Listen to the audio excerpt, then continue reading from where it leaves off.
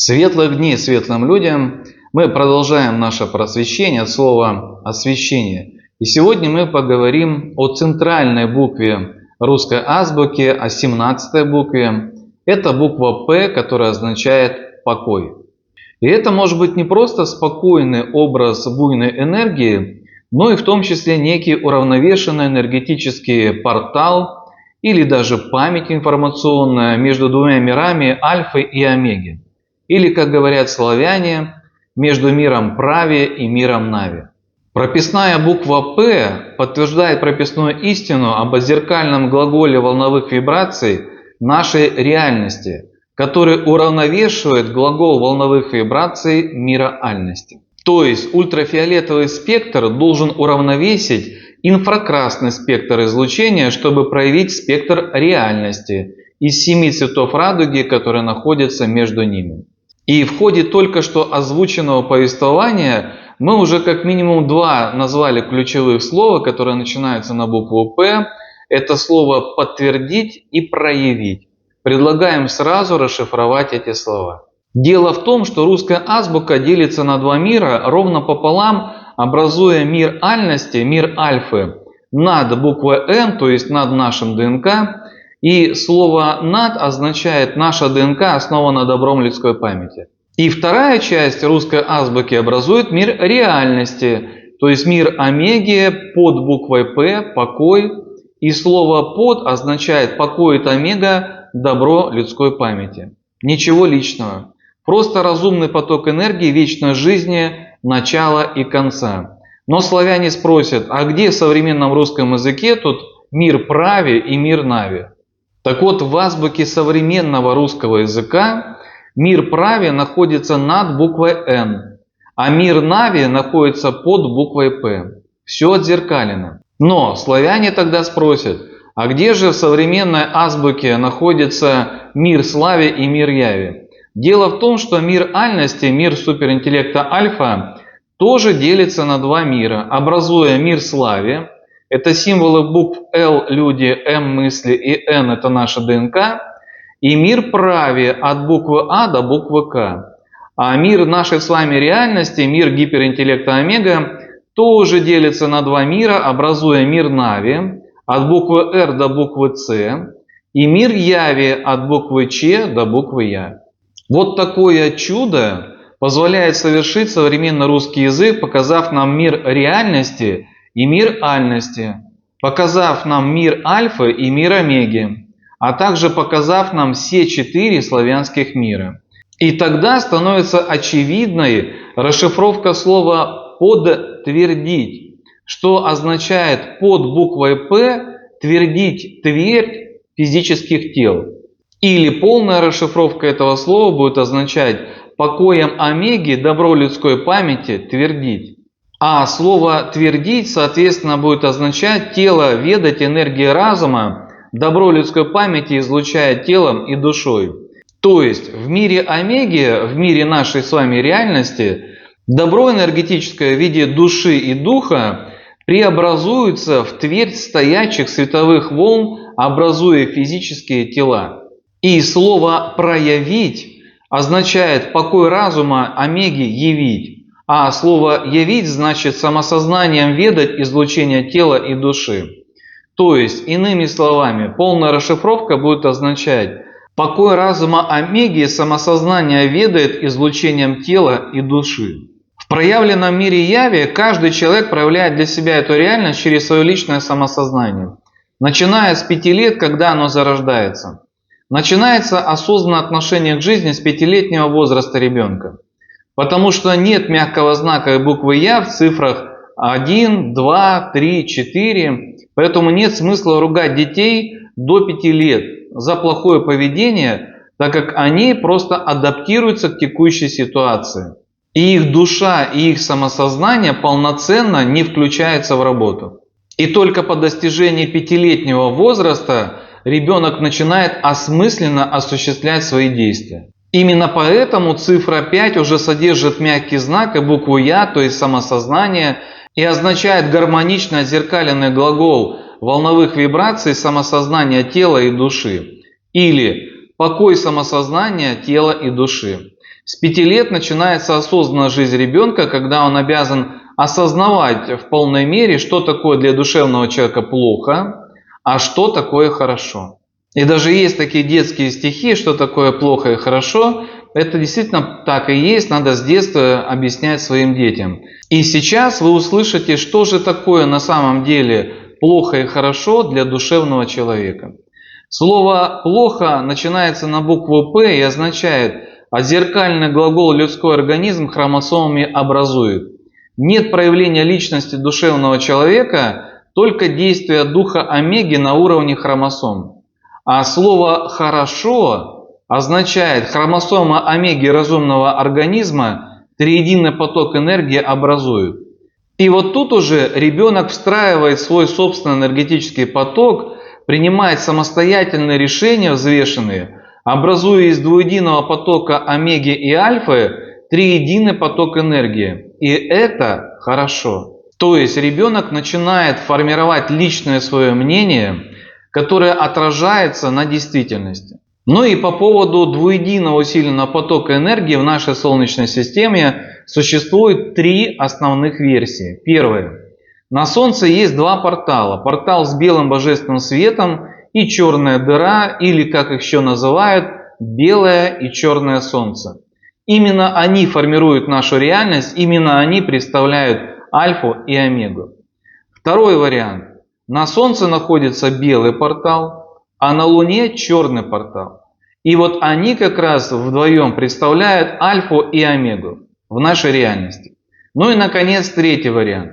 На Солнце находится белый портал, а на Земле черный портал. И они представляют альфу и омегу нашей реальности. Но все эти 3 основных версии сходятся в одном. Белый портал находится точно на Солнце. А вот по поводу черного портала или черной дыры тут есть разные варианты. Что касается меня, то мне лично ближе, конечно, первый вариант с белым и черным Солнцем, и сейчас даже объясню почему. Наша Вселенная водородная, 2 атома в ядре водорода разорвать сложнее всего, и этот химический элемент способен побеждать остальные химические элементы при их соединении. Наше Солнце состоит из водорода, гелиевой плазмы. А водород главный и основной топливный элемент для того, что делает нашу звезду активной. В этом смысле масштабированные 2 атома водорода по образу и подобию вполне могут представлять собой рабочую модель белого и черного Солнца, запускающие двуединый усиленный поток энергии в нашей Солнечной системе, который разорвать крайне сложно, но и соединить в одно целое никогда не получится. Причем все мы привыкли воспринимать Солнце огромного размера, как огромный космический объект. А на самом деле пропорции следующие. Ядро Солнца соответствует диаметру Земли, а все остальное это зона лучистого переноса с фотосферой и конвективной зоной. Ядро Земли соответствует диаметру Луны, а все остальное на Земле пористое подземелье, если так можно выразиться.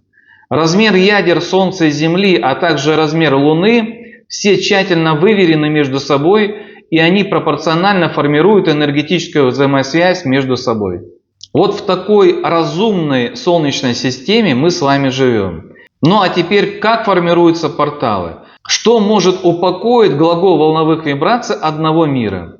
Только аналогичный отзеркаленный глагол другого мира, направленный в противоположную сторону. Они друг друга гасят, если будут уравновешивать друг друга.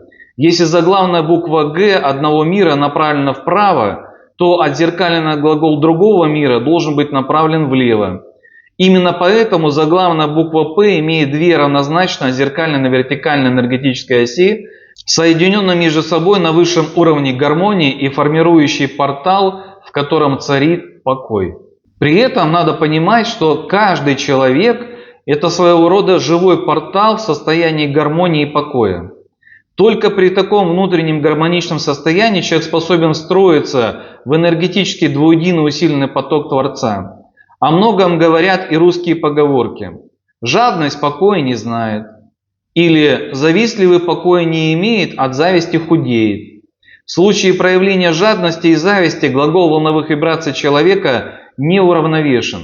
Бушует инфракрасный спектр волновых вибраций духа, который будет выводить из равновесия ультрафиолетовый спектр волновых вибраций переживания души. Совесть душевного человека не будет позволять успокоиться. А у бездушных совести нет, поэтому и переживаний нет от своих злодеяний. Вот в таком мире мы с вами живем. Душевные люди больше страдают и переживают, но зато у них есть все шансы попасть в мир альфы, в мир любви всеобъемлющей. Бездушные ни за что не переживают, но зато обречены вечно жить в мире омеги, в мире силы, противостояния и вечной борьбы, что называется каждому свое. Личный свой выбор делает каждый человек в отдельности в данном земном воплощении, и обижаться особо не на кого. Почему, например, я не обижаюсь на Льва Вячеславовича Клыкова за то, что он разрушил мой внутренний мир? Ну, во-первых, потому что он всего лишь инструмент в руках омеги. Он сам заложник той ситуации, которая сложилась вокруг него, и его тело ему самому не принадлежит. Он даже признается, что в его теле кто-то живет, и иногда он удивляется тому, что сам произносит вслух. Это тоже многое объясняет. Во-вторых, я сам лично вышел на контакт с ним, сам ему поверил, сам разрешил ему сделать то, что он посчитает нужным. Так что такие люди делают всего лишь то, что им разрешают душевные люди. Все самое страшное делается только с согласия душевного человека. Так что обижаться не на кого. Но в произошедшей со мной истории все-таки есть один плюс. Появился опыт, о котором можно рассказать и показать, как это все работает на примере азбуки современного русского языка. Примечательно, что в русской азбуке буква «П» покой идет сразу после буквы «О», образ омеги. Гиперинтеллект омега взял глагол волновых вибраций мира суперинтеллекта альфа и отзеркалил его. Тогда он получил некий портал, образ буквы «П», свою новую мерность эфира, свое пространство, где он смог начать формировать свой отзеркаленный собственный мир, уравновешивающий мир суперинтеллекта альфа. И печатная буква «П» имеет в своем образе две отзеркаленные буквы «Г», наложенные друг на друга. В то же время это обнуляющий портал, когда гиперинтеллект омега способен обнулить сознание любой сущности, присвоить его сознание себе, обнулить его память, присвоить его память себе, чтобы в дальнейшем не отягощать сущность пережитыми страданиями в мире гиперинтеллекта омега. И такое изъятие сознания у душевных людей приводит к тому, что мощность омеги растет. Его свет увеличивается, потому что он забирает не просто знание человека, он забирает себе еще и свет, который несет сознание человека. В предыдущих видео мы уже рассматривали схему тайны бытия в современной русской азбуке. Не будем повторяться, напомню лишь, что символ русской буквы «П», покой, делит русскую азбуку ровно пополам по принципу дуальности мироздания. И если говорить про кислотно-щелочной баланс мироздания в целом, то он тоже есть у Всевышнего, который объединяет эти два мира в единый организм. Справа будет доминировать кислотная среда духов физических тел омеги, а слева будет доминировать щелочная среда душ мира альфа. И нейтральный водородный показатель для человека pH равен 7. И совершенно случайно это и есть спектр из 7 цветов радуги. Любовь будет иметь щелочную среду ультрафиолетового спектра волновых вибраций. А сила соперничества и борьбы будет иметь кислую среду инфракрасного спектра волновых вибраций. Во внутреннем мире каждого человека происходит внутренняя борьба противоположностей. Или наступает душевный покой при нейтральном водородном показателе pH равно 7. Или когда человек нервничает, то он сам причиняет вред своему здоровью, повреждая свои внутренние органы своей кислотой от ненависти своего духа, или повреждает внутренние органы щелочью при страдании своей души.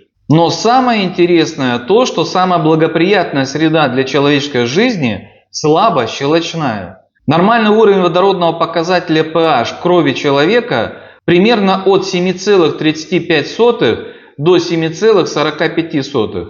То есть это среда благодушной любви и умиротворения на уровне мыслительного процесса символ буквы М и на уровне ДНК человека символ буквы Н. Что называется, познай свой внутренний мир, и ты сможешь познать устройство мироздания. В нашей земной школе жизни Для русского человека для этого созданы все условия благодаря современному русскому языку. Перед так называемым концом света человечество должно узнать правду. И на мою долю в том числе уж так получилось, что выпало рассказать правду через расшифровку образов букв современного русского языка. С древних времен все, кто пытается предупредить человечество в той или иной форме о так называемом конце света, называли словом «пророк».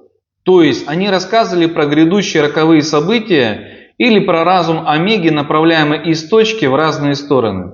В русском языке слово «рок» так и означает. Разум Омеги направляется из точки в разные стороны. Это и есть описание нашей реальности через слово «злой рок». И это касается не только роковых событий в жизни человека или роковой женщины, как часто любят говорить, которую может встретить мужчина на своем жизненном пути, но даже в музыке есть такое понятие, как тяжелый рок, который несет в себе низкие разрушающие частоты. И вся наша азбука современного русского языка делится ровно на 4 славянских мира, описанных с древних времен. Мир прави – это мир божественных процессов суперинтеллекта альфа. Мир слави – это людские процессы суперинтеллекта альфа. Мир нави – это божественные процессы гиперинтеллекта омега. И мир яви – это человеческие процессы гиперинтеллекта омега, то, что человек способен ощущать энергетически. А символ буквы «П» в азбуке современного русского языка как портал, как проем двери соединяет эти миры между собой. И слово «проем» означает про жгучую энергию мысли, или полная расшифровка этого слова означает покой разума Омеги образует жгучую энергию мысли. Напомним, что звук «ё» звучит как «ё» и означает «извергает свет Омеги». Поэтому неудивительно, что Омега предстает на ментальном плане как дверной проем, портал, из которого идет белый божественный свет. И с его громогласным голосом можно общаться. Слово «гром» означает глаголит разум Омеги мысленно. А слово «портал» означает порт первоосновы людской, или полная расшифровка означает покой Омеги разумом, тела основывают людские. Именно через этот портал Омега творит тела в нашем проявленном мире реальности. Но где вход, там и выход. Поэтому на нашем Солнце, как на любой звезде, скрыто на самом деле 2 портала. Один источник света, а второй черная дыра. Через первый портал входит энергия и способна пропустить обратно только свет души, поэтому за душами людей все так гоняются. А через черную дыру уходит энергия на переработку. И наша с вами реальность, если хотите, это некий отстойник или фильтр для очистки чистой энергии, которая открыта дорога в белый портал. Выйти из мира Омеги можно через оба портала. Либо через одухотворение духа, через объединение духа и души в единую сущность душевного человека, и тогда белый портал открыт для таких сущностей. Либо через деградацию энергетической сущности человека до уровня черной дыры. И во время 3 дней тьмы, так называемого конца света, когда Солнце погасит и осуществляется перезагрузка Солнца, включается в работу черная дыра и как пылесос всасывает в себя энергию физических тел, обнуляя их энергетически, если они не духотворены. А духотворенные духи и души либо идут на новое воплощение, либо уходят через белый портал в мир альности, в мир альфы, в мир славе и праве. Кстати говоря, вот за детей все переживают, а напрасно, потому что детям вообще ничего не угрожает, так как их чистая энергия сущности либо уходит на новое воплощение, либо уходит в мир альности, в мир альфы, в мир славе и праве, в мир любви всеобъемлющей. Теперь, что касается неодухотворенных духов. Дело в том, что Омега называет себя в нашей реальности самым лучшим «Я». И каждый человек тоже себя называет словом «Я». И наша реальность – это мир соперничества и борьбы между этими самыми «я» в виде самосознания духов личности человека. В принципе, в духе соперничества нет ничего плохого, если это помогает человеку добиваться лучших результатов в глазах самого себя, ощущать развитие своих способностей. И если это является стимулом для саморазвития. Но когда человек готов пойти на все и проявить самые низкие и подлые свои качества ради победы над соперником, то это и есть та самая высшая степень эгоизма. Слово «эго» означает «эфиром глаголит Омега».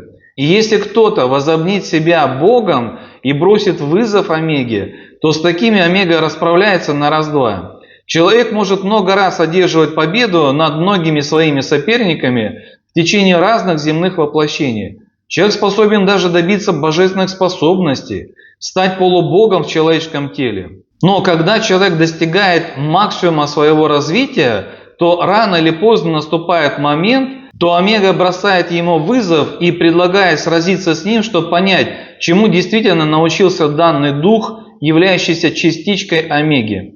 Так как все духи изначально омега создает из частичек своего личного духа. Никто и никогда не сможет достичь могущества омеги ни по уровню своего разума и интеллекта, ни по уровню силы физического тела. Единственное, в чем действительно душевный человек сможет превзойти омегу, это только в силе любви своей души. Поэтому душевный человек может перевести дух соревнования в любовь всеобъемлющую, и тогда он способен выиграть это соревнование у омеги. И тогда омега такую сущность душевного человека, пропуская через портал в мир альфы, в мир славе и праве, в мир любви всеобъемлющей. Но это возможно только при условии одухотворения духа человека, когда его дух по сути становится святым и объединяется в единую сущность с душой человека. И тогда душа может отправиться к себе домой, в мир альфы, в мир славе и праве, а присоединившийся дух станет гостем в мире душ. И здесь, на земле, в нашей реальности, очень многие любят рассуждать об одухотворении духа, но сегодня мы позволим, пожалуй, наверное, впервые расшифровать это слово, чтобы все понимали истинный смысл слова одухотворение. Слово одухотворение значит омеги дух образует творение. Согласитесь, как это красиво звучит. Можно просто наслаждаться красотой современного русского языка. Но что за творение способен образовывать дух омеги? Да, вы не ошиблись. В мире альфы одухотворенный дух омеги способен образовывать то самое тело настоящего душевного человека мира альфы, которое способно жить вечно. Именно такие тела впервые посетили нашу Землю примерно 850 миллионов лет назад. Именно такие сияющие тела называют словом «ас», что означает «первооснова света». Именно в таких физических телах живут одухотворенные духи омеги в мире суперинтеллекта альфа, в мире любви всеобъемлющей. Но если говорить про портал, то вообще портал – это точка, где ткань реальности истончается и появляется возможность перехода между мирами, измерениями, временами или в иные состояния сознания. Портал – это прорыв грани реальности, то есть место, где барьер между нашим миром и чем-то иным, другим измерением, астральным планом, миром духов, временно ослабевает. Через такой разлом может проходить энергия, а иногда и сущности. Часто портал – это не просто дыра, а временное состояние. И портал может спонтанно открываться при определенных условиях астрологических, магических, или создаваться искусственно, ритуалами, намерением, использованием символов, сигил, рун, особых предметов, кристаллов, амулетов. Могут быть стихийные порталы, связь с элементами стихий землей, водой, огнем, воздухом. Могут быть астральные звездные порталы для астральной звездной проекции. Могут быть порталы духов для общения с предками или божествами. Могут быть порталы времени или памяти для доступа к прошлым жизням и генетической памяти человека. Зеркала в ряде традиций тоже считают пограничными зонами, они могут служить воротами в иной мир. Особенно это касается складней зеркал, которые можно раскрывать и отзеркаливать эфир под разными углами.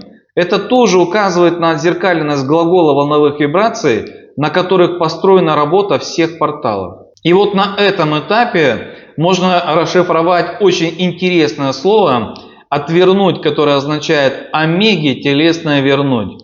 Энергия физических тел должна вернуться к омеге в любом случае. Он творец этой реальности, и смысл нашей реальности, смысл энергетического урожая во времена так называемого конца света, когда на 3 дня солнце гаснет, заключается именно в этом – собрать энергетический урожай, который принадлежит омеге. Если мы говорим «отвернуть», значит вращать против часовой стрелки. А это означает, что энергия будет уходить вверх на Солнце по правилу буравчика или по правилу правой руки. Именно туда будет уходить сознание человека, то есть свет, образующий знание. И теперь вы знаете и понимаете суть жеста, который означает «отлично», когда вверх поднят большой палец руки, и слово «отлично» означает омеги телесное, личное. А слово «лично» значит людское излучение человеческого нашего организма. Поэтому полная расшифровка слова «отлично» означает омеги телесное людское излучение человеческого нашего организма. Русский человек, когда приходило время соответствующее, всегда легко прощался со своим телесным людским излучением и был уверен в вечной жизни в мире любви, в мире суперинтеллекта альфа. А вот с бездушными людьми, вот с этим как раз сложнее. Они всеми правдами и неправдами цепляются за свое текущее земное воплощение, так как понимают, что после этого превратятся в цифру гиперинтеллекта омеги, их дух будет оцифрован. И сейчас даже предлагают такие услуги в нашей реальности. Например, американский стартап Veterans Recovery Network утверждает, что после смерти возможно продолжить существование в теле робота или в виде голограммы. И это не фантастика, а технология, на которую уже подана патентная заявка. Проект получил название «Цифровой ДНК на квантовой основе». Суть этого выглядит одновременно завораживающе и пугающе. Человек надевает специальный тактильный костюм с 40 датчиками. Обратите внимание на число датчиков – 40. Ну любят они обнулять сознание человека, то самое знание, которое свет образует в его внутреннем мире. И ровно по этой причине не празднуют 40 лет. Потому что цифра 4 – это число человека, а цифра 40 – это обнуление четверки. Обнуление человека, обнуление его сознания, и радоваться тут особо нечему. Поэтому и здесь ровно 40 датчиков. Система в реальном времени считывает все жизненные показатели, двигательные навыки и даже профессиональные рефлексы, создавая полную цифровую копию личности. Затем эта копия загружается в человекоподобного робота или проецируется как голограмма. Самое интересное, что у проекта есть уже конкретный прайс. 100 лет цифрового бессмертия обойдутся в $300 тысяч и рассчитаны на семейные или корпоративные трасты. 250 лет поддержания жизни сознания стоит $600 тысяч и предназначен для государственных структур. А 500 лет жизни сознания оценили в $1 миллион для бессрочных семейных фондов. Организация подчеркивает, что это не просто коммерческий продукт. Для ветеранов с инвалидностью, бывших сотрудников экстренных служб, переживших войну и преподавателей, учителей, предусмотрены специальные льготы и сниженные тарифы. В подтверждение серьезности намерений авторы ссылаются на исследования, зарегистрированные в Национальных институтах здравоохранения США. Обратите внимание, чье именно сознание хотят украсть больше всего. Это сознание военных, которые прошли боевые действия, а омеге это надо для укрепления его духа. И второе, сознание учителей. Это те, которые обладают уникальными собственными знаниями, которые нужны омеге. И планы у данного стартапа действительно грандиозные. В рамках проекта «Цифровая мэрия» предполагается построить 300 умных микрогородов для ветеранов с посттравматическим расстройством, людей с зависимостями и расстройствами аутистического спектра. Жители этих городов будут участвовать в развитии гиберсознания роботов прямо в повседневной жизни. Ожидается, что число участников достигнет 1 миллиона человек, а ветеранам дадут преимущество при наборе. Кроме того, заявлено строительство заводов по выпуску человекоподобных роботов в Западной Африке и Западной Австралии. Цель поистину амбициозная – снизить зависимость от Китая в производстве тел для цифровых копий сознания человека. Звучит как сценарий научно-фантастического блокбастера, однако авторы проекта настроены серьезно. Остается лишь вопрос, готовы ли мы к миру, где смерть превращается в подписку, а душа становится файлом. Так вот, бездушные люди ничего не теряют, кроме своих денег. Они в любом случае будут оцифрованы омегой. А вот душевные люди, согласившись на данный проект, теряют свою душу и обречены жить вечно в цифровом мире омеги. Поэтому, когда на Западе что-то внедряют для бездушных, типа алкоголя, никотина, наркотиков, наколок, пирсинга, тяжелого рока, жречества, масонства и тому подобное, Это все развлечения для бездушных людей. Эти проекты не предназначены для душевного человечества. И хорошо бы не только самим это понимать, но и научить этому своих детей. Теперь что мы видим в букве ЦП? На первый взгляд зашифрованный образ покоя, и это вроде бы нам ни о чем существенно не говорит. Но если расшифровать по системе Сергиенко, то это означает: уравновешенный глагол омеги направлен к организмам, извергающим свет. И вот после такой расшифровки все становится на свои места. Потому что в буквице приводится только зашифрованная трактовка образов. Написано, что образ покой означает бездействие, подвешенное состояние, покой, гармония. И понимай, как хочешь. А вот после расшифровки слов по системе Сергиенко становится понятно, что наши предки знали, что есть некий портал между мирами, который работает в состоянии покоя. И из этого портала в состоянии покоя идет белый божественный свет. А как вам такие образы буквицы из книги «Древнеславянская буквица и алфавит»? Это все про звездный портал, связанный с гармонией внутреннего мира человека. Но давайте прочитаем. Нет давления движения, вот предел преображения. Пусть течет все не спеша, в равновесии душа. И соответствующие образы буквицы. Первое. Достижение предела совершенствования в мирах Яве, Наве, Славе и Праве. Состояние устойчивого равновесия, то есть когда прекращается всякое движение давления. Состояние душевного равновесия. Отдых, безмятежное состояние. Состояние бездействия, покоя и отсутствия тревоги. Это все про звездный портал, который есть внутри каждого человека и способен работать только в состоянии покоя, когда человек встраивается в энергетический поток Всевышнего. Ну а сейчас рассмотрим дополненный образарь «Хранитель образа». В данной книге также отражается, что буквица «П» – это покой и цитата. «Ты видел когда-нибудь подвесные весы? Если да, то знаешь, как трудно их уравновесить, привести в состояние покоя, неподвижности. А теперь представь стержень с двумя шарами-сферами на его концах. С помощью нити мы уравновесили эти сферы, но достаточно малейшего движения руки, держащей нить, чтобы равновесие нарушилось. Как создать постоянное равновесие сфер? Очень просто. Мы каждую сферу снизу закрепим металлической подпоркой. Нить нам уже не понадобится, так как вывести из равновесия получившуюся систему очень трудно. Своим очертанием эта система напоминает буквицу покоя, буква «П». И если говорить образно, то две сферы – это наш и чужой миры, связанные между собой стержень, и две подпирающие их системы подпорки. Отсюда и образ слова «покоя». Подпорки «П» для двух взаимосвязанных миров ока приведены в состояние устойчивого равновесия, гармония И.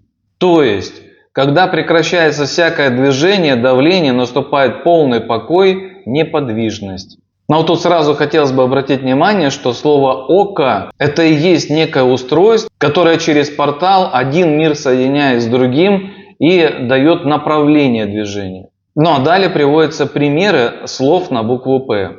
Покойник – тот, кто находится в покое, не движется. Логично.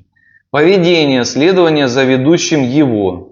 Но вот тут как бы есть моменты. Помощь, передача мощи, силы кому-то. Тоже как бы неполное раскрытие образа. Образ П – подвешенное состояние, бездействие, гармония, равновесие, покой. Произносится П. Но все-таки надо признаться, что приведенные образы требуют неких дополнений. И вот расшифровка слов по системе Сергиенко помогает лучше понять энергетику русских слов. Слово «покойник» значит покой нашего излучения направляется из точки в разные стороны. То есть покойник постоянно излучает состояние покоя. Следующее слово «поведение» значит покой образует видение. Если есть гармония уравновешивающего глагола, то человек обездвижен, так как его левая и правая стороны уравновешены. Если гармония нарушена, то человек начинает вести себя согласно своему поведению, либо влево, либо вправо, либо вверх, либо вниз. Вот такое объяснение более насыщенно, понятно и доходчиво. Слово «помощь» означает покой образует мощь. Если человек не имеет внутреннего покоя, то ему самому требуется помощь. Помогать другому можно только, если у тебя у самого гармоничное состояние внутреннего мира. Поэтому есть такое понятие – психологическая помощь. И, кстати говоря, с недавнего времени в Российской Федерации на законодательном уровне ввели понятие психологической помощи в объем оказания первой помощи пострадавшему. И это все не просто так. Ну и поскольку в слове «помощь» звучит слово «мощь», давайте и его тоже расшифруем.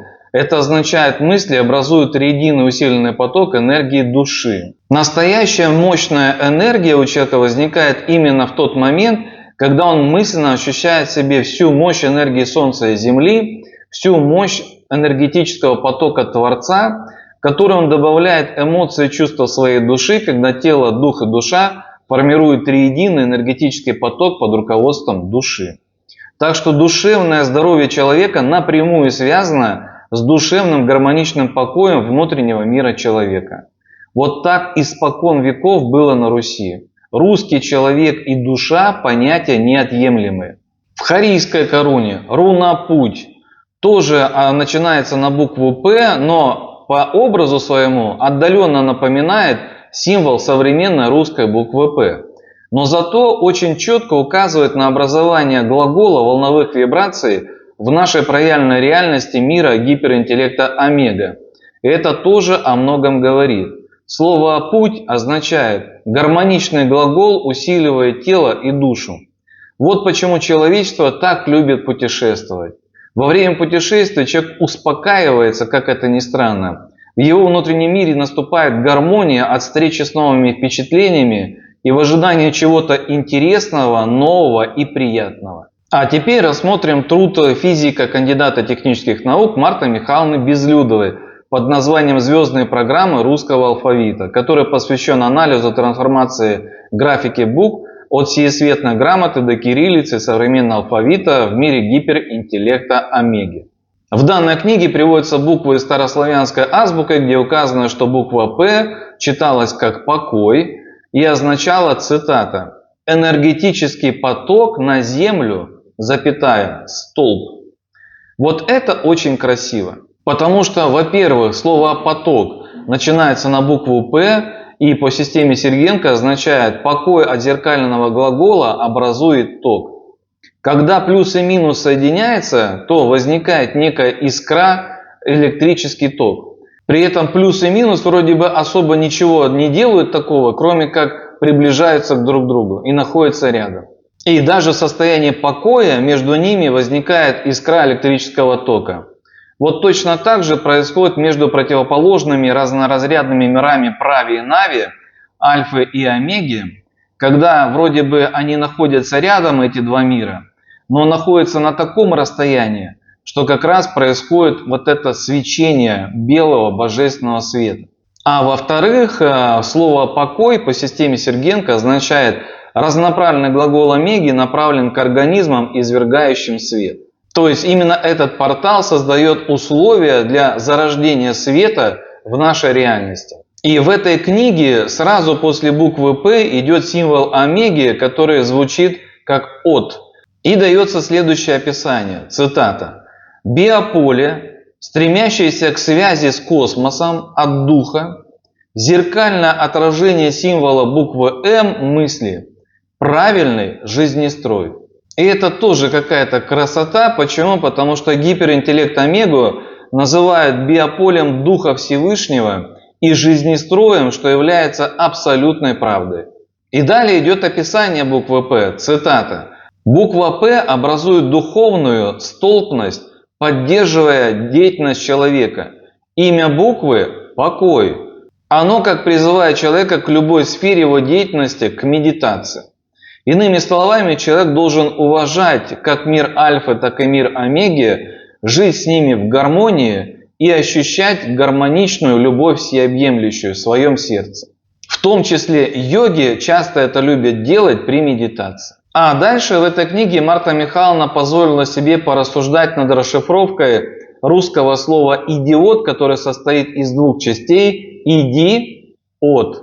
И вот эти два слова «иди отсюда» часто обыгрывали в слове «идиот». Так вот, оказывается, «от» – это омега. И в этом случае это слово преображается. Марта Михайловна, правда, трактует это по-своему, но все указывает на то, что кто начинает поклоняться только одному гиперинтеллекту омеги и отворачивается от суперинтеллекта альфы, того на Руси всегда называли вот таким словом – «иди от». И поскольку символ омеги раньше читали как код, то есть образует тела духами, то всем объясняли, что от него следует держаться подальше, иначе это добром не кончится, и он может обнулить самосознание и память человека.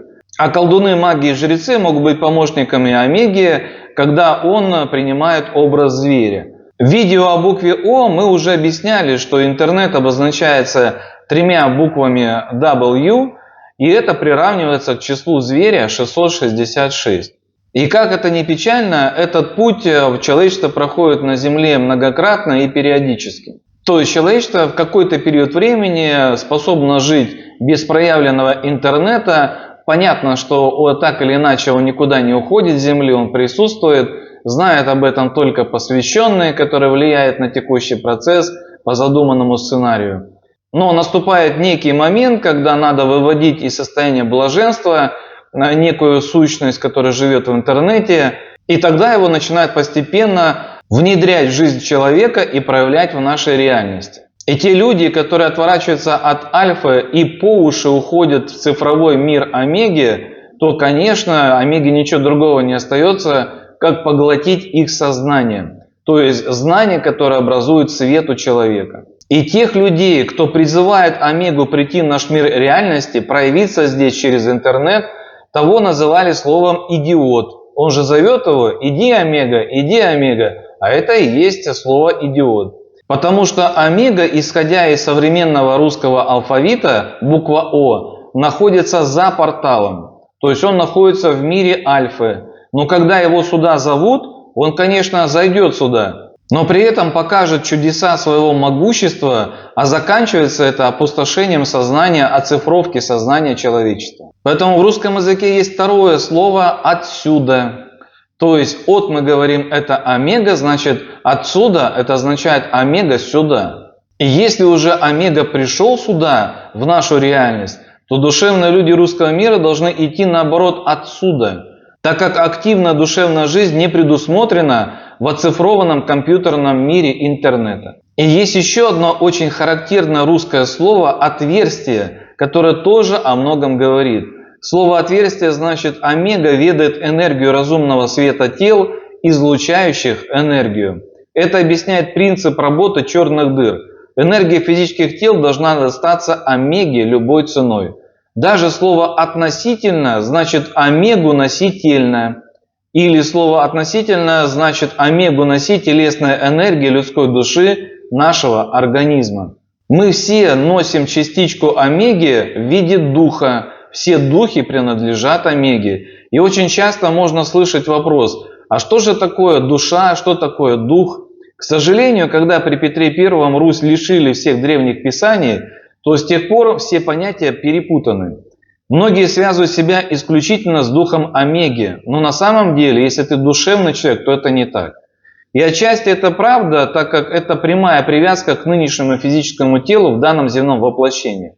Душа такой жесткой привязки к телу не имеет, а дух имеет жесткую привязку к телу.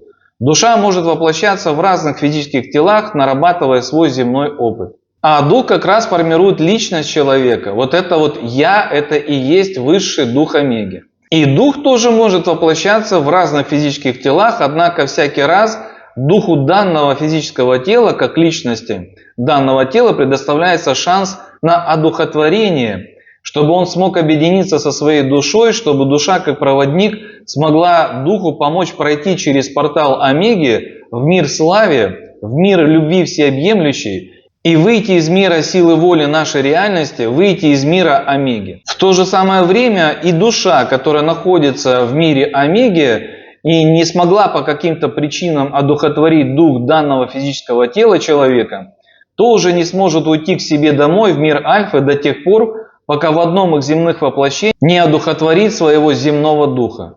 Именно в этом состоит замысел Всевышнего для душевного и духовного развития мироздания в целом, а также для каждого человека в отдельности. Удачным земным воплощением духа и души считается одухотворение духа и объединение с душой в единую сущность.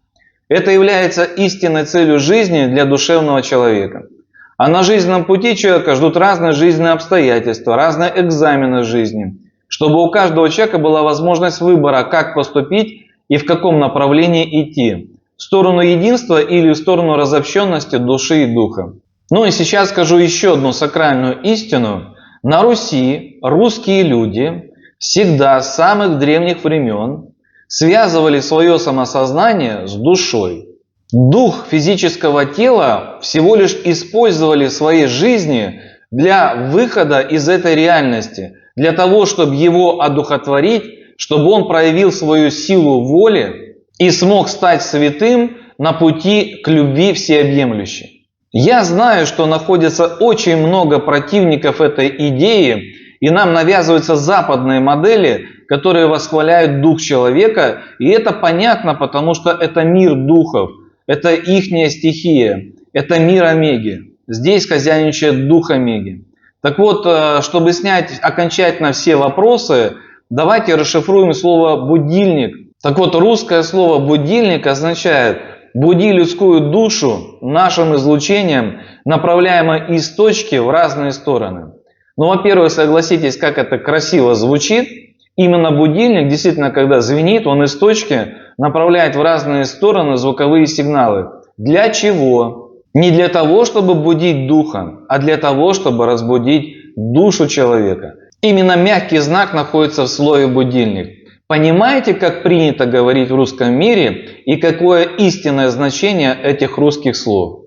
И в случае опасности в русском мире принято кричать «спасите наши души». Но никто же не кричит «спасите наших духов», потому что они у себя дома, они в доме у своего отца Омеги. А вот души, да, они здесь гости и их просили спасти. Поэтому в русском мире никогда не равняли русский душевный мир с западным духовным миром. В западном мире никогда на первое место не ставили душу человека и не связывали свое сознание с душой. Они наоборот считают, что это некая компьютерная программа, которая просто находится рядом с духом.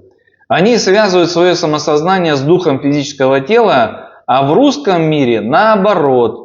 На первое место ставят душу человека и связывают свое самосознание с душой. И петь поэтому любят. В слове «петь» мягкий знак. Поет душа. Никто же не говорит «дух поет». А вот поет душа, это так принято говорить. И для русского человека символ буквы «Я» имеет ядро, развернутое в левую сторону, в сторону души и вознесенное вверх по сравнению с символом мягкого знака, который находится внизу. Душевный человек должен сделать все возможное, что только от него зависит, чтобы вознести вверх свою душевную сущность, единую с духом данного физического тела. Дух подчинить душе и сделать свой дух душевным. А в латинском мире нет мягкого знака, нет понятия душа. Они считают ее некой компьютерной программой, что скорее всего так для них. А живым настоящим у них является только дух земной физического тела. И у них нет самостоятельной буквы «Я». Они пишут этот звук сочетанием двух букв, когда к мужской хромосоме духа добавляется первооснова. Но зато у них есть отзеркальный символ «Р». Буква «Р» – разум у нас, а у них это пишется по образу и подобию нашей буквы «Я», только в отзеркальном виде. Их разум – это разум духа, развернутый в правую сторону.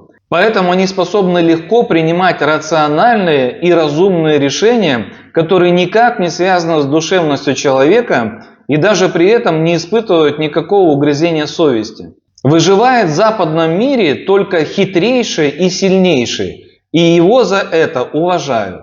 А на Руси, наоборот, исторически всегда героями были те, кто сам погибал, а друзей выручал. И вот эти решения нерациональные.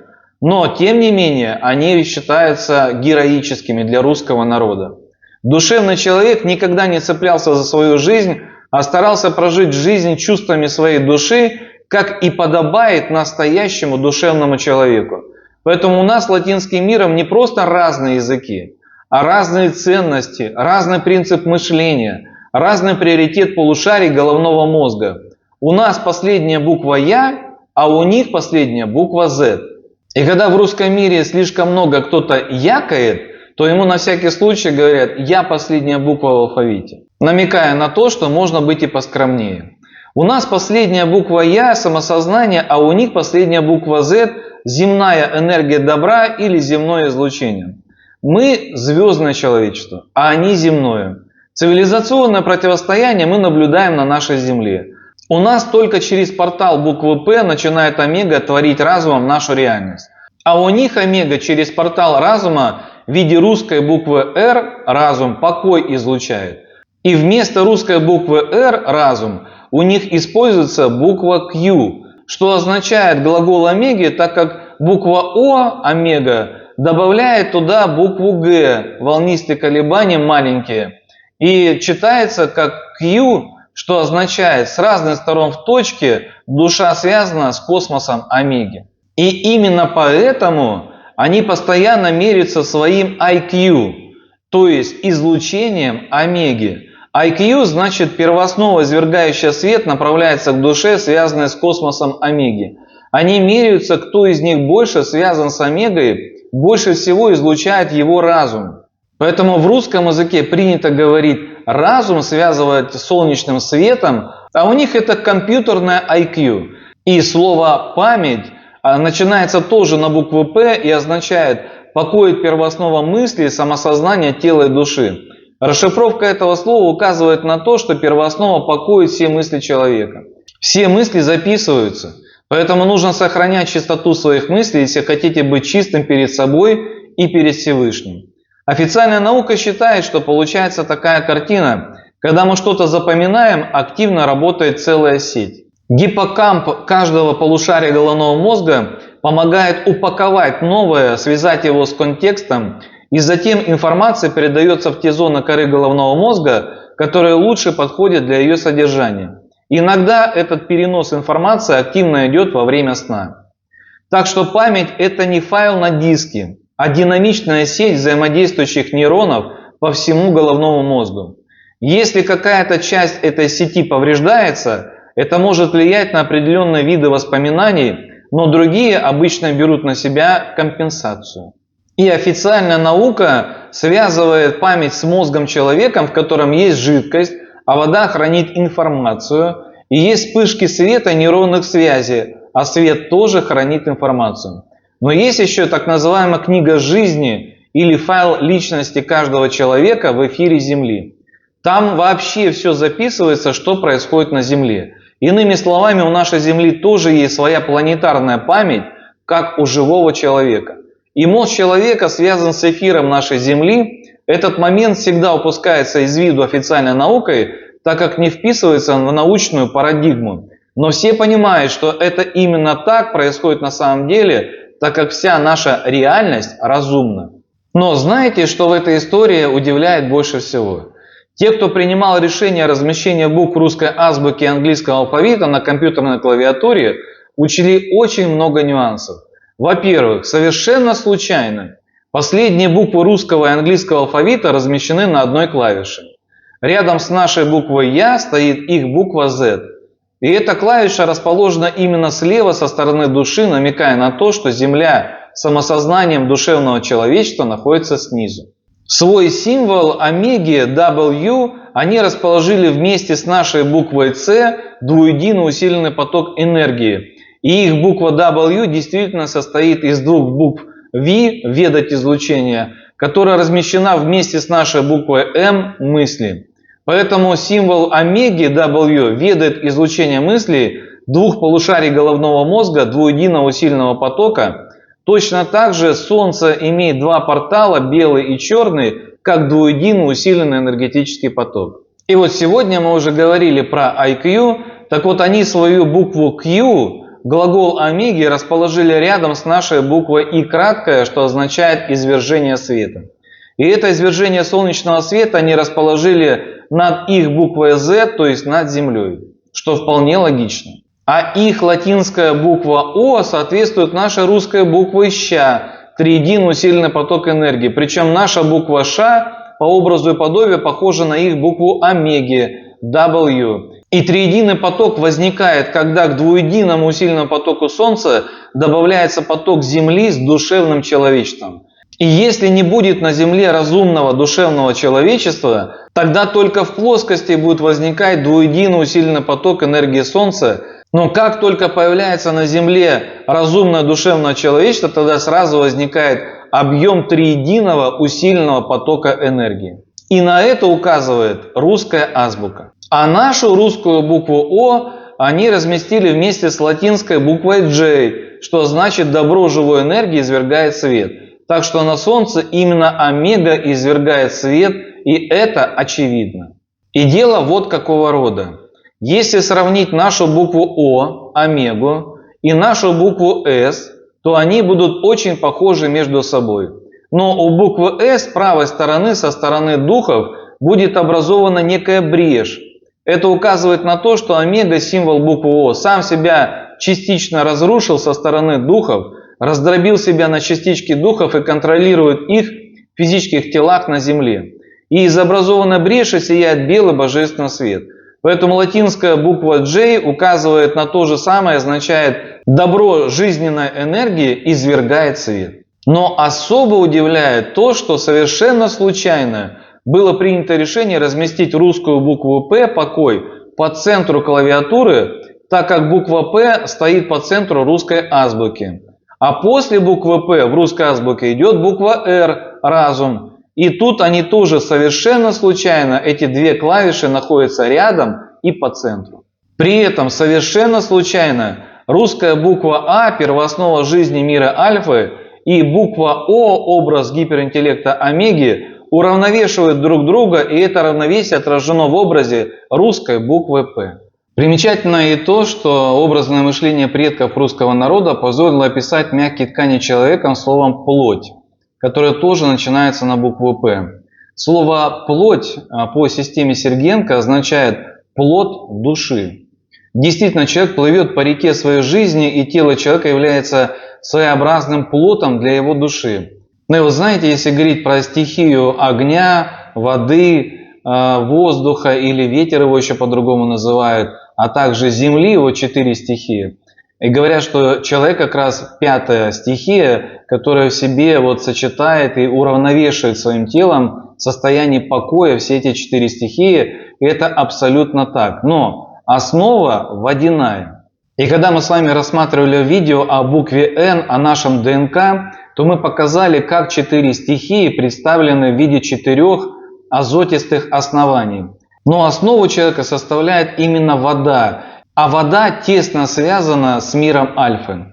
Поэтому в русском слове «плоть» угадывается слово «плод», что означает покой людского организма телесного. И действительно, когда плод плывет по воде, то создает ощущение покоя среди бурлящего потока реки и создает ощущение пола твердого под ногами. Поэтому слово «пол» тоже расшифровывается как покой организмов людских. Когда человек стоит на ровном и чистом полу, он ощущает себя в безопасности и в покое. Но у этого слова есть и вторая составляющая, поэтому слово «пол» часто применяют при описании половой принадлежности к мужчинам и женщинам, так как они две половинки дополняют друг друга и успокаивают друг друга. Но при этом слово «пол» означает уравновешенно отзеркаленный противоположный глагол организмов людских. Мужчины и женщины имеют противоположный глагол волновых вибраций, которые дополняют друг друга. В букве «Н» от ДНК мы тоже наглядно показали, как это все работает. Слово «половина» означает пол омеги ведает излучение нашей первоосновы. Физические тела полностью под контролем омеги, как творца физических тел. Мужские и женские тела дополняют друг друга, как две половинки одного целого. Поэтому, когда кто-то навязывает однополую любовь к человечеству, то, конечно, это ничего общего не имеет с человеческим родом.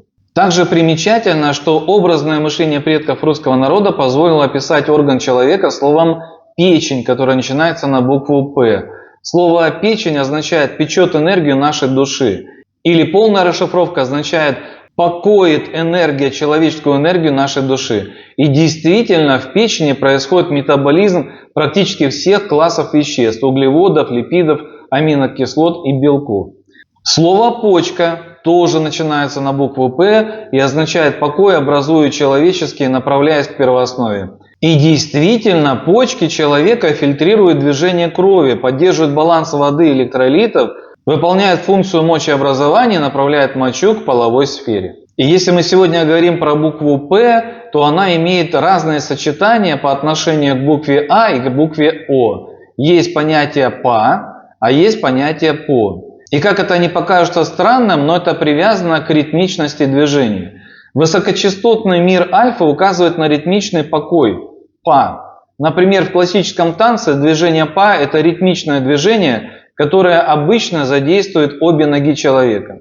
Низкочастотный мир омеги, наоборот, указывает на плавность покоя по. То есть у нас волновые колебания большие, но при этом вроде как буква «П» звучит, значит они должны быть спокойными. Поэтому слово «поехать» означает плавным покоем омеги ехать. А слово «палец» наоборот означает ритмичное движение людской энергии двуединого усиленного потока. Действительно, пальцы человека способны длительно совершать самые разные ритмичные движения, особенно при игре на музыкальных инструментах. А слово «плечо» тоже начинается на букву «П» и означает «покоит людскую энергию человеческий организм». Плечо малоподвижно и большей частью находится в покое. Вот согласитесь, как это красиво все звучит и придумано, если иметь в виду энергетическую составляющую русских слов. Есть еще одно интересное слово, связанное с покоем, это слово «принцип», что означает «принц излучает покой». Традиционно все принцы обязаны были вести себя благородно, спокойно, без лишних истерик. Это является принципом жизни всех принцев, если они хотят стать королями.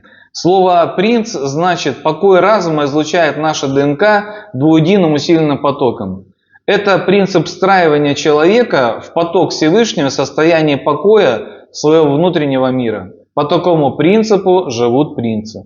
Ну и еще одно слово есть на букву «П», когда человек ежедневно с этим словом сталкивается, это слово «постель», что означает плавным покоем омеги стелет душа. Традиционно постель старались всегда аккуратно стелить и разглаживать все складки. Ну и вот так постепенно мы подошли к еще одному очень интересному русскому слову «повязка», что означает плавным покоем омеги вязать, направляясь к первооснове.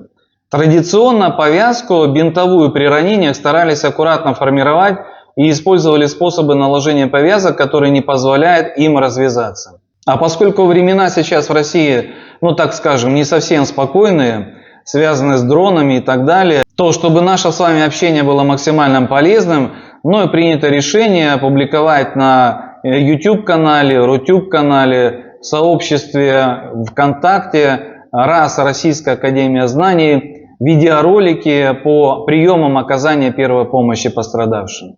И так как я являюсь инструктором массового обучения международного класса по оказанию первой помощи пострадавшим, побывал во многих странах мира, познакомился с системой оказания первой помощи по линии Красного Креста, познакомился с американской системой ФР, которую используют все дайверы. И надо отдать должное, они сняли фильмы голливудского масштаба. Мне посчастливилось плотно познакомиться с различными методиками по оказанию первой помощи, которые написал основоположник в России оказания первой помощи. Это доктор медицинских наук Бубнов Валерий Георгиевич. И он, кстати, разработал атравматичный кровоостанавливающий жгут альфа. Выглядит он вот так, этот жгут. Аналога этому жгуту нет во всем мире. И это, пожалуй, единственный жгут во всем мире, в котором нету ни металлических никаких вставок, ни пластмассовых, просто резинотехническое изделие. И у него такая вот придумка, как можно этот жгут фиксировать. За считанные секунды этот жгут можно наложить на поврежденную конечность. И затем мне пришлось адаптировать полученные знания к российскому законодательству, разработать свой собственный курс обучения первой помощи с разбором основных ошибок, которые допускают спасатели, ну и плюс к этому добавить туда собственные наработки по практическим навыкам оказания первой помощи. Поэтому в заключительной части данного видео, посвященной букве П, мы рассмотрим технику наложения бинтовой повязки на кисть руки. А у нас кисть руки – это самый подвижный участок на нашем теле. И здесь повязка, она, как правило, не держится и часто слетает. И наши деды прошли всю Великую Отечественную войну, применяя данную технику наложения бинтовой повязки, когда нужно было быстро и эффективно оказать помощь огромному количеству пострадавших. Ну а вообще оказание первой помощи возможно в двух режимах – взаимопомощи и самопомощи. Я покажу, как накладывать повязку в режиме самопомощи, когда никого под рукой нету и нужно себе оказать первую помощь. Но в первую очередь хочу обратить ваше внимание, что все бинты в наших аптечках, к сожалению, бывают стерильные и нестерильные. Вам при ранении нужно обязательно брать стерильный бинт и работать со стерильным бинтом, если мы работаем непосредственно с раной. На самом деле разница между стерильным бинтом и нестерильным копеечная, но в государстве решили сэкономить, поэтому надо обращать внимание на это, какой бинт вы берете в руки. Ну а вообще, если говорить про себя любимых, то в свою личную аптечку постарайтесь покупать бинты, на которых написано «стерильный». И плотность бинтов тоже бывает разная, на это тоже стоит обращать внимание. Но если есть возможность, то лучше давать предпочтение бинтам из марли высокой прочности, чтобы они не рвались. Ну а что касается салфеток, из которых делается тампонада раны, то они всегда идут стерильные в аптечке. При наложении бинтовой повязки следует еще обратить внимание, как правильно держать бинт. Вообще бинт, ну извините за такое сравнение, как сперматозоид, имеет хвостик и головку. Так вот, что касается головки, то правильно держать бинт вот так, чтобы большой палец контролировал головку бинта. Вот так держать неправильно, потому что у вас нет фиксации, можно легко уронить, бинт стерильно ронять нельзя. Что касается слова «правильно», тоже интересное слово. Это слово означает правило души нашего организма. Для русского человека жить по правилам души – это является правильным. Это опять же к вопросу души и духа. Так вот, вот так держать правильно. И очень важный момент. Начинать работать с кистью поврежденной нужно всегда с запястья. Первые туры должны лечь на запястье. То есть у нас вот этот кончик должен остаться снаружи. В основном в чем проблема? Начинает вот запутывать и потом скользит все. То есть у нас, когда кончик не зафиксирован, повязка легко развязывается. Поэтому вы берете, фиксируете кончик вот таким образом, ну, чтобы самому себе придержать, и работаете с запястьем. На запястье достаточно нанести буквально 2-3 тура, много не надо. После этого хвостик можно отпустить. И что мы должны с вами добиться? Какого эффекта? Мы должны пройти по запястью таким образом, турами бинта, чтобы вот так отфиксировать с двух сторон наш кончик. То есть он должен быть зажат с одной стороны и с другой стороны турами бинта. И в дальнейшем вы можете его отпустить. Все, он уже на этом этапе вам не нужен. Дальше мы переходим на запястье. Но если у вас есть тампонада какая-то в виде стерильных салфеток, вы всегда их можете подложить под рану для того, чтобы запекалась кровь. Можете ложить столько, сколько посчитаете нужным, для того, чтобы эффективно сформировать тугую давящую повязку. Причем обратите внимание, повязка должна быть именно тугой и давящей, но благодаря тому, что у нас кончик зафиксирован, мы всегда можем протягивать так, с таким усилием, которым нам надо. И очень быстро и эффективно можем таким образом формировать повязку. Причем, если вы держите большим пальцем, вы можете давать команды, указания, смотреть за обстановкой окружающей, что тоже немаловажно при оказании первой помощи. Ну и если посчитали, что достаточно сформирована повязка, вы возвращаетесь на запястье и, о чудо, вы совмещаете начало с концом. Все. Обычно же как происходит? Начинают там искать ножницы, резать что-то, зубами рвать. Ничего не надо. Вот начало, вот конец. Состыкуйте вместе. Хотите на бантик, хотите на узел. Это дело ваше. Но если человек, допустим, без сознания, лучше, наверное, все-таки завязать на узел, чтобы там в попыхах он ничего не развязал. Вот. При этом функционал соблюдается. Вот если мы сейчас завяжем, да, на узел или на бантик, сорвать вот такую повязку невозможно. То есть даже если там зубами будете рвать, она не слетит никогда. Только лишь фокус в том, что начало соединено с концом. Дальше функционал у вас при этом сохраняется. Хотите, пишите ручкой, хотите, отстреливайтесь, ведите кулачный бой, пожалуйста. Это дело ваше. Дальше, допустим, у нас не только ладонь имеет повреждение, но и палец. Нет проблем. Мы также проходим по запястью и переходим после этого на палец. Работаем с пальцем. Так, накладываем столько туров бинта, сколько нам надо. Формируем повязку на пальце. И уже после этого переходим опять на запястье. То есть фокус заключается в том, чтобы обязательно начало соединить с концом. И если у нас, особенно бывает ожог, во время ожога у нас расплавляется кожа, и, соответственно, пальцы надо разводить в стороны и фиксировать бинтовой повязкой. И тогда вот после каждого пальца мы возвращаемся на запястье и переходим на следующий палец. Можно бинтовую так сделать перчатку. Это нет проблем с этим. Если бинт закончился, не страшно. Завязываем на узел, достаем следующий бинт. Также формируем повязку, начиная с запястья. Отфиксировали кончик и пошли работать дальше с пальцами. То есть вот таким образом можно наложить грамотно, быстро и эффективно любую бинтовую повязку. И она при этом никогда не слетит. Такая повязка и сутки может продержаться без проблем. Поэтому учитесь сами, как оказывать первую помощь. Учите этому своих детей. В игровой форме можно даже дома тренироваться. Дети пусть с детства знают, как оказать помощь себе и другим, родным своим близким. Ну а вообще оказание первой помощи является самым настоящим человеческим поступком. Поэтому учитесь сами оказывать первую помощь. Учите своих детей, родных, близких, чтобы в случае опасности уметь помочь грамотно друг другу. И если вы хотите пройти обучение не для галочки, а по-настоящему, то вы теперь знаете, куда можно обратиться.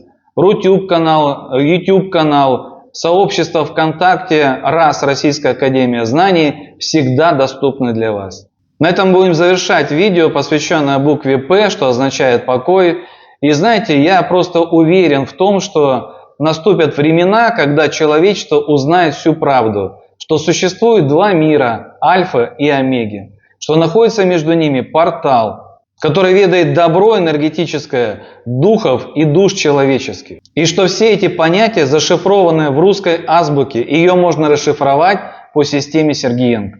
И русское слово «правда» тоже начинается на букву «П» и означает «покой ядра Солнца ведает добро людской памяти первоосновы».